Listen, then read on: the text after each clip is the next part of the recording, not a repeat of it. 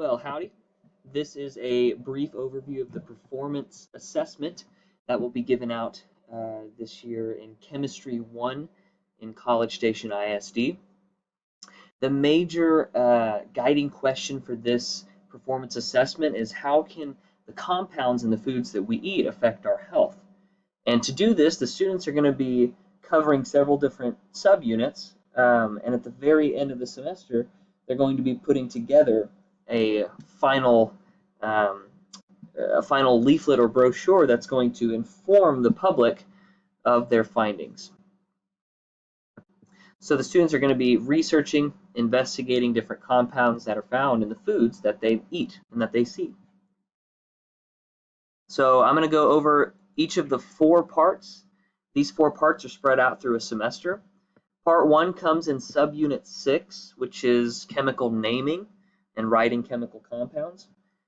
The first part of the performance assessment is identifying compounds. So the students are going to go collect food labels.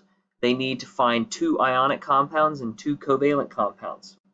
We want them to find these from 2 to 4 food labels, not just one. We want them to find a few. When they have those, they're going to either take pictures of the ones they find, or if they go to a grocery store, they can pick foods and take pictures at the store, and they're going to upload those pictures to a Schoology assignment that is set up. Then they're going to come down here and fill in this chart where they are naming the compounds, 2 ionic, 2 covalent. They're going to label which ones are ionic and which ones are covalent.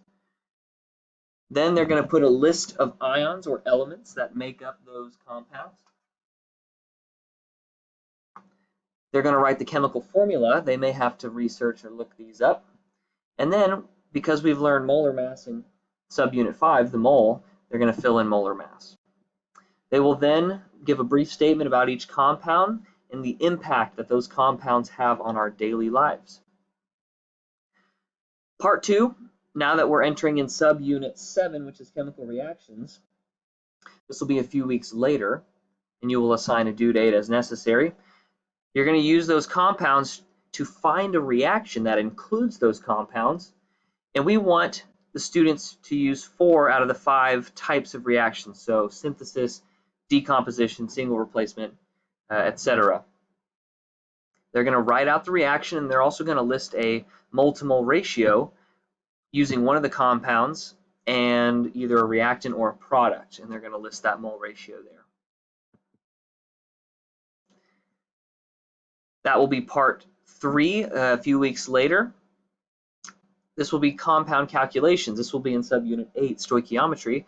Students are going to be assigned an amount in grams of each of their compounds, and what we want the students to do is calculate using stoichiometry either how much of a reactant might be needed or how much of a product is needed.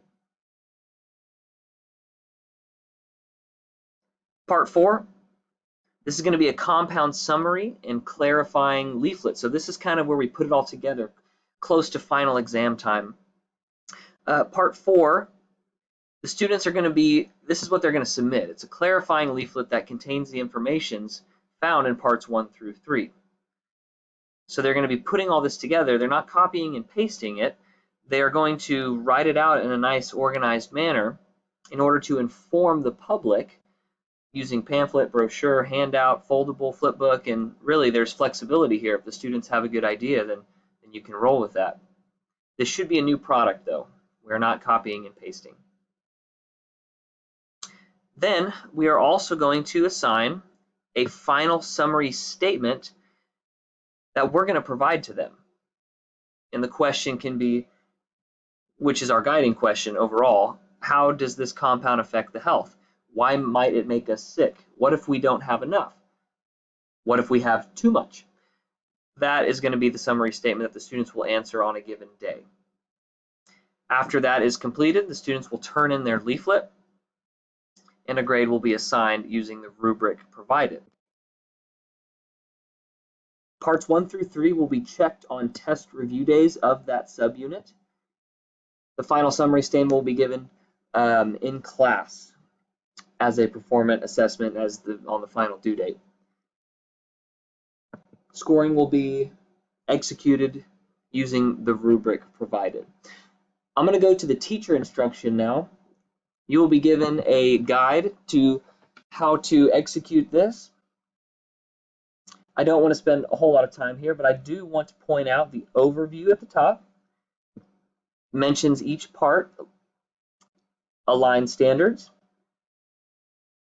kind of what you need as far as time schedule requirements go, materials and resources, prior knowledge, a connection to the curriculum. Now, this is the meat of the teacher guide. Each part goes in detail about what the teacher should be doing during each of these parts. So part 1, part 2, part 3, part 4, all labeled for the teacher. The rubric is attached to this live document. So I'm going to go ahead and open that up. So we have a rubric for part 1, part 2, and part 3.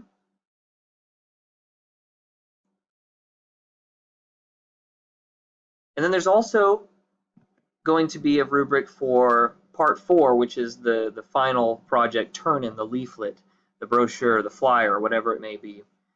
So there are 2 rubrics here. To sum and final the score. Performance assessment grade will be listed down here at the bottom. I want to go back. We are also offering a retest here for the students who may have moved in during this unit, during the semester.